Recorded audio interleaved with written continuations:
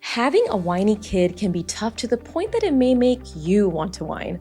Hi, I'm Dr. Mona, a board certified pediatrician, parenting educator, and mom myself. And oh, I have been in those whining phases with my oldest, and I will get there with my youngest. Hearing your kid whine is not easy, but it's very developmentally normal. Heck, I know adults who whine a lot, and it's never really enjoyable to listen to. But what if I told you there are ways to curb whining while still encouraging our kids to express how they feel? Yes, it's possible. I'll go over some ways to curb whining and also answer pre submitted questions from our community on scenarios where their kid is whining and how to navigate them. But before we get into that, it's important to understand why whining happens. I strongly believe that when parents and caregivers understand the why behind child development, they can better approach these situations with calm. First off, what is whining? Well, it's that long, high pitched speaking voice. I don't want to do that. Stop. I want a cookie. When they can say, hey, can I have a cookie? It can be extra frustrating for the parent of a child who's fully speaking and reverts back to a whining voice when they want something. Whining usually happens because your child wants something, they don't want to do something, or they're annoyed, frustrated, etc., and it's how they regulate or communicate. I describe it as a more sophisticated tantrum. They want to be seen for their feelings, and it's how they're showing their feelings. These are usually kids out of the full-blown tantrum stage or on the tail end of it. Fun if you have whining and tantrums at the same time, right? And they have more emotional awareness and communication skills, but they are trying to test out new ways to communicate, cue the whining. Just like adults might use words to explain their emotions, kids sometimes whine because they don't have all the words or communication strategies to express their feelings. Like a tantrum, they are trying to communicate a feeling, and unfortunately, it's coming out as that high-pitched whine because they're trying to figure out different ways to communicate their feelings. And our goal as caregivers is to turn this into preferred communication behaviors and not enable the whining. The more we give into the whining, the more we communicate to them that whining is how we get things and effective communication isn't necessary. Remember that the feeling is okay, being frustrated, disappointed, upset, but the behavior, whining, is not okay. Helping kids learn how to express their feelings in other ways can reduce whining over time. Encouraging them to use preferred communication strategies and teaching them to recognize and share their emotions can make a big difference. But it can be triggering. Whether you have emotional space for your child's whining or not, that high-pitched sound is almost like a cry or nails on a chalkboard, and it can make your brain feel frustrated and overwhelmed, making you more likely to get upset and yell, get frustrated, or even cry. But you're here and you know you can approach this differently to actually curb the whining. But you have to catch yourself and your trigger to better be able to approach these whining episodes. Here are things to do when approaching a whining situation. First, recognize the rise whining gets out of you. I've been there. Like I mentioned, it can be so frustrating. But the more you practice these strategies, the more you're going to be able to curb the whining and raise emotionally aware kids who can communicate effectively versus using whining as a communication strategy or to get your attention. Remember, if they whine and you yell or give them what they want from the whining, this reinforces the whining and it will be a cycle where we're not curbing the whining. So if you want the whining to reduce or stop, you have to approach it with strength and understanding that your reaction matters here. Second, remind yourself that there is not a threat. When our kids are whining or crying, it can cause a visceral reaction where our stomach gets upset, our heart starts to race, and we may fight, flight, or freeze. Tell yourself in that moment, I'm safe. My child is safe. This is only a moment. I'm capable of getting through this. More mantras are available on my free handout on my website called Mindful Tantrum Tips. Third, remember consistency is key. You will likely scream sometimes. You may give them what they're whining for, but this should be the rare exception and not the rule. To see behaviors change in kids, we need to be consistent. When you feel it's not going to work, remember parenting is a long-term game. These strategies will not always work right away, but in the long run, you're going to see behavior shifts due to repetition and consistency. Fourth, understanding patterns of whining may help. Does your child consistently whine after being picked up from daycare or school? This could be a restraint collapse where they were listening all day to their teacher and just want to let it all go with the person they love the most, you. They could want connection from you, or they're feeling overwhelmed from listening all day at preschool or school. Or they could be hungry. Whatever the need is, make sure we regulate first. For example, if they're hungry, regulate with them or allow space and be quiet if your child's temperament needs that, and then offer the snack or food when calm and regulated. Fifth, be consistent with your responses. If you respond to whining with attention or a reward, it reinforces the behavior. Instead, you should wait until the child communicates in a more acceptable way. Sixth, curb the whining with positive words. If your child isn't completely dysregulated during the whining episode, say one of the following. I hear you want to tell me something. Can you tell me in a different way? I see you want to tell me something. I'm listening, but I can't understand you when you use that voice. Can you find a different voice? I know you are, insert emotion here, and want to tell me something. Can you use a strong voice to tell me? The key to having these phrases work involves the following. If they're completely dysregulated, their brain will not be registering what you're saying. In this case, say the phrase once and stay quiet and calm and hold space for their emotions is a big deal. Similar to a tantrum, you can say your phrase, I see you want to tell me something, I'm listening, but I can't understand. Can you find a different voice to tell me and stay quiet? Offer co-regulation or stay nearby and check in. It's also important to stay regulated during the whining. If you slip into dysregulation yourself, you are mirroring exactly what they're doing. And in order to curb our child's behaviors, we have to embody behaviors we want them to do. So yelling, screaming, telling them to stop it or stop whining won't help them learn the communication strategies and regulation you're looking for. And if you find yourself starting to escalate, regulate by doing this. Breathe in twice quickly and exhale. This can really regulate when you're feeling anxious when your child is whining. If you say the above-mentioned phrases and they are still whining and going to a meltdown, we are in full-blown dysregulation mode, and verbalize once. I see you're frustrated. Take your time. I'm here if you need me, but if you need a moment, you can have that too. You can put your arms out for a hug and let them decide what they need. If they don't want the hug, you can remain in the room and check in with them as needed. When you do say these phrases, don't forget delivery, tone, and body language. One of the biggest things parents forget is that it often is not what you say, but how you say it. Example, I hear you want to tell me something. Can you just find a different way? Comes off angry and antagonistic versus, I hear you want to tell me something. Can you tell me in a different way? Comes off regulated and matter of fact. Watch your tone and delivery with these. You may need to make eye contact or put a hand on their shoulder because delivering these while distracted won't be as powerful. When your child does change the way they ask for something, for example, they were hungry and wanted a snack and they use that strong phrase or word, I want a snack, versus I want a snack, you need to positive reinforce the preferred communication. Wow, I really love the way you said that. Thank you, I really appreciate it. Not doing this is the biggest mistake because part of curbing behaviors is driving attention to preferred behaviors and communication. So always positive reinforce the communication you want them to do to build that muscle because child behavior goes where parental attention goes. Remember that changed voice or saying it in a preferred way doesn't mean that they will get what they were whining for. We are teaching them preferred communication, but don't forget the boundary. Example, if they wanted to watch TV, but it wasn't time to watch TV, ask them to state what they want in a different way. When they do, thank them and empathize with them. Thank you so much for asking in your strong voice. It's not time for TV, but we can watch and insert when it will be time or redirect to another activity. Remember that stop whining is ineffective and is the equivalent of saying stop crying or don't cry. Yes, it can be difficult, but they're trying to tell you something. So to curb this behavior and connect, we want to redirect them to speak in a way that is something we can understand. Even if you can understand their whining, utilize this phrasing is important to curb the whining so we can get them to communicate in the way we want them to. When it comes to ignoring the whining as a strategy, I would go with the above-mentioned strategies first. Staying quiet is a huge strategy I love if they're completely dysregulated and our words are adding more dysregulation. But that doesn't mean that you're ignoring them or dismissing them. It means we're giving them space, and when they're regulated, we can debrief at a later time. Now let's get into some submitted questions and scenarios. Remember to follow me at Pete's Doc Talk on Instagram and subscribe to my newsletter as I will be putting up forms to allow this community to submit questions for various parenting topics that I answer on the podcast.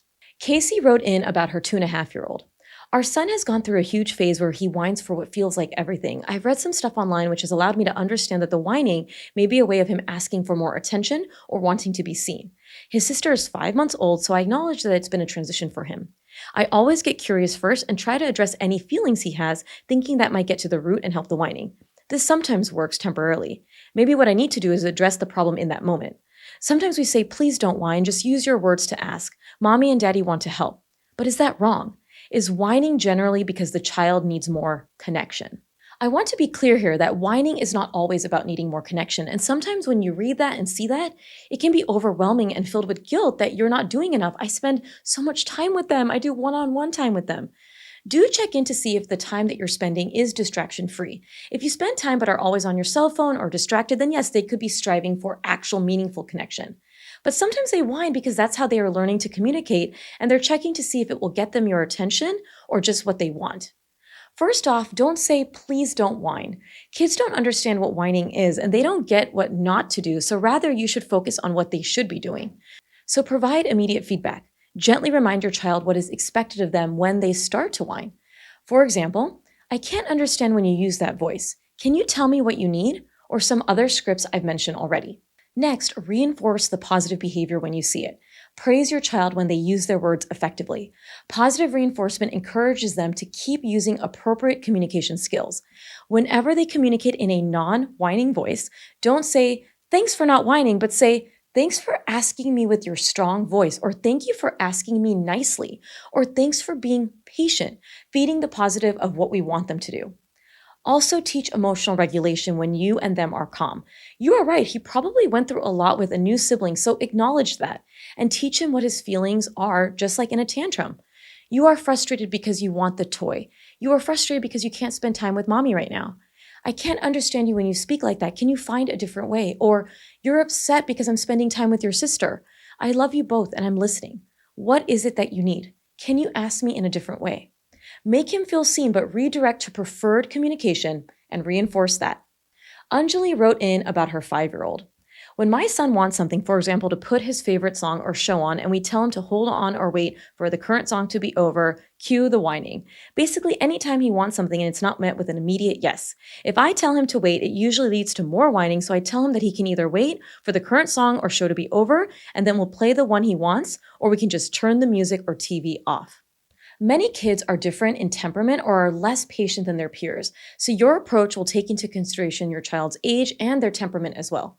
You have to build frustration tolerance as well, and I have a podcast solely about building frustration tolerance that you can find by searching my podcast or website and using keyword frustration. Work with your child to develop problem-solving skills for when they feel frustrated or upset or impatient, helping them handle these situations more constructively. This is done outside of dysregulated moments.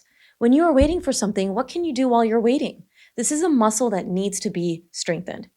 It sounds like your child may need choices. So similar to transitioning through activities or ending one activity, he may need a very clear choice.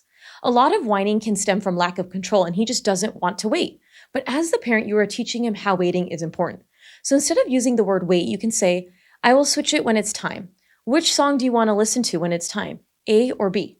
Redirecting the boundary you are setting to a choice so he feels like he's in some control. And acknowledge feelings, but be clear on the rule. I see you want to switch the song, but we can't switch until it's over. I know you are excited for the next song, and I will switch it when it's time. My son is very similar, by the way, and this required a lot of consistency and repetition. An anonymous parent wrote in about their 4.5-year-old. My child whines about everything. If he's not sure how to verbalize something or is upset in the slightest, his automatic reaction is to whine. It's difficult because it feels constant. It's especially pronounced with me and my husband, as when he's away from the home, he doesn't whine. I know you're going to love this answer, but they whine more with you because they know you care more about the whining. And we should, we love them. But I encourage you to be consistent in your approach and don't fall into a cycle of enabling the whining by meeting it with frustration. You mentioned it's difficult because it's constant. Is it constant because we are adding fuel to the fire in our approach? Make sure to follow tips already mentioned. Stay calm and patient. Your own reactions can influence your child's behavior. Staying calm and patient helps model the behavior you want to see and prevents escalation. If you feel it is truly constant, Speak to your child's clinician for further guidance, but when we use these extremes, always, constant, we can also fuel the negative rather than focusing on the positive. So remember, positive reinforcement to curb the behavior, and also remind yourself that this child is not always whining. Also, identify your child's triggers. Maybe it's missing you and whining is the way they feel they can get your attention and connection. Validate but say scripts I mentioned earlier. I'm here, I'm listening, but I can't understand you when you speak like this. Can you ask me in a different way? And wait. And when they do, positive reinforce that communication. Maybe the trigger is hunger or sleep deprivation. Notice a pattern and address as needed to see if you can prevent these moments. And the last one, Meredith wrote in about her 3.5-year-old. My son has taken to whining all the time. Sometimes it's when he doesn't get his way or he's tired or hungry. But other times it's a fake whine or he will whine and then it turns it off like a switch and then immediately back to whining. It's triggering because when he's asked to use his words, he will perfectly ask and then resort back to whining even after we've dealt with what he was whining for when using his words. I remain calm and ask him to use words over whines. I explain that I want to help him but can't understand him when he whines, so please use your words so mommy can better understand to help you. Once he uses his words, I reiterate what he asked for and say it back to him so he knows that I understood him, and I thank him for using his words. When he does use words and continues to whine for 20 plus minutes, I find my patience dwindling and I tell him to stop whining, or I will say that he needs to stop whining and use his words, or maybe that he needs to spend some time in quiet play until he can use his words. Nothing seems to be a long-term fix and the whining has been driving me crazy. What are productive ways to help him stop whining and use his words? I mentioned this already, but similar to a tantrum, consistent non-escalation from our end matters. Of course, one-offs will happen, but going from positive reinforcement to a threat of quiet play is not registering for your child. So you have to be consistent on which one you want to do. Continue modeling the communication strategies you want. Demonstrate how to express needs and feelings calmly and clearly. Children often mimic adult behavior, so showing them how to use words effectively can be a powerful teaching tool in the long run. Teach alternatives by helping your child develop alternative ways to express themselves, such as using words or phrases to describe their feelings or needs. Practice together with phrases like, "Can I have a snack, please?" or "I'm feeling tired." And keep practicing these communication strategies outside of the whining episodes. Also, increase emotional literacy by verbalizing emotions using books or activities to help your child recognize and articulate their emotions, which can reduce whining as they become better at expressing their needs. Also, remember that if you find yourself escalating, rather than elevating your tone, voice, or getting frustrated, take a moment. This may mean stepping away or even just letting out that big exhale. We do not want to drive energy to the whining, and sometimes we may need a moment. Remember to use other tips mentioned in this episode as well. When dealing with whining, it's so important to remember that no two kids are the same.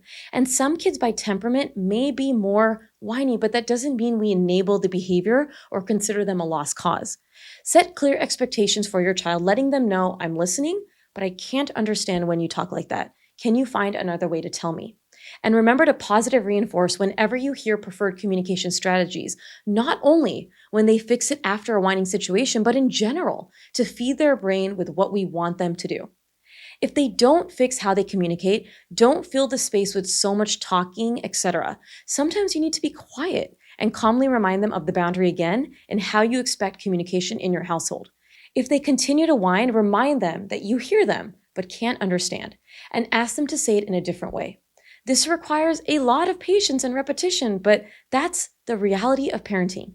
If strategies don't work after 12 weeks of being consistent, you may need to adjust to a different strategy that you may have heard today, or speak to a professional so that you can control your reaction and curb your child's whining behavior.